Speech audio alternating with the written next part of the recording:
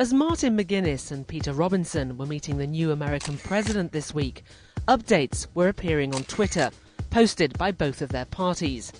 And that's something Barack Obama knows all about. There's no doubt his use of social networking sites during the presidential campaign was crucial to his election.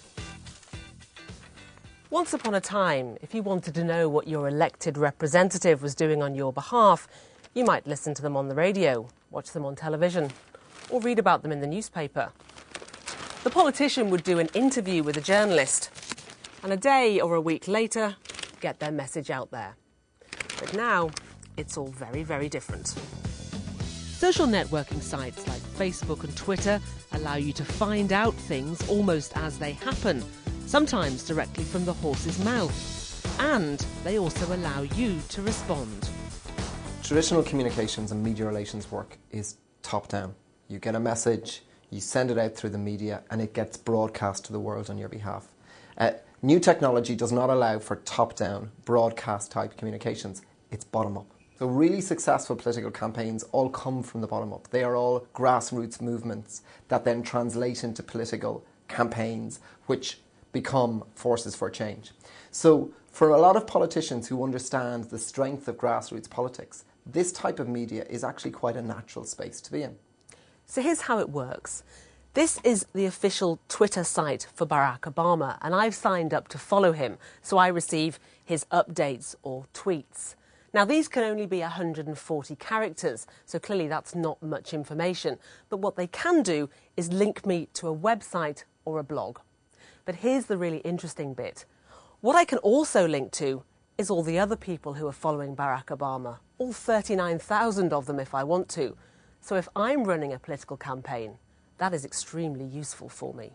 Once you have 1,000-odd people, you've got their information, you've got a means of being able to directly relate to them, and you can bypass the traditional media, you can talk to them on a one-to-one basis.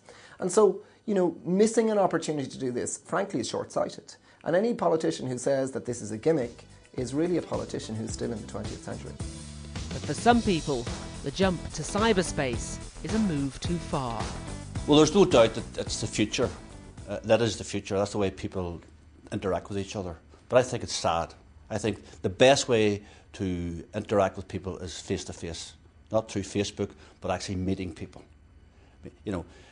Discussing things with people. Meeting them head-on, challenging them, questioning them, interviewing them, rather than doing it through some other IT medium. It is true that there's a lot of information online which you could really live without.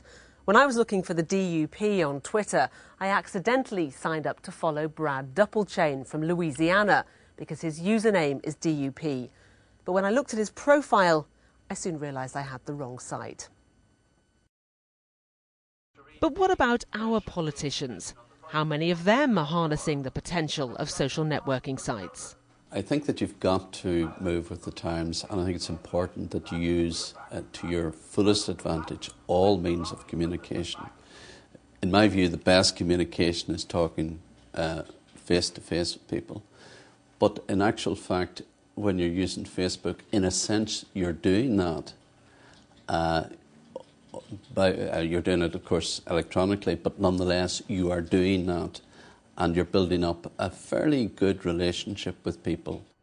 I certainly get a lot of queries, say, for constituency work coming through my own website, less so with maybe some of the social networking sites, but I've noticed recently that my colleague Jeffrey Donaldson, he set up a Facebook group in the wake of the murders in Antrim and in Craigavon that allowed people on Facebook to express their revulsion at what happened, and that group has already got in excess of 20,000 members. So you can see the power of Facebook in that. Time is up. We move to questions for the Minister of Employment and Learning. Every MLA in our Assembly is one of 6 MLAs in a constituency. Their politics is by definition very community-based. And so for them, giving the opportunity to take their community activism online can only be a good thing. And I would say to them, it is easy to ignore and it is not easy to use. But if you get it right, you have a significant edge on the competition. Why? Because you can network online for half the effort and twice the impact. But for some of our MLAs, using computers is a massive step forward. Only 18 out of all 108 have opted to receive committee reports by email rather than hard copy. So it could be a while before they're all tweeting.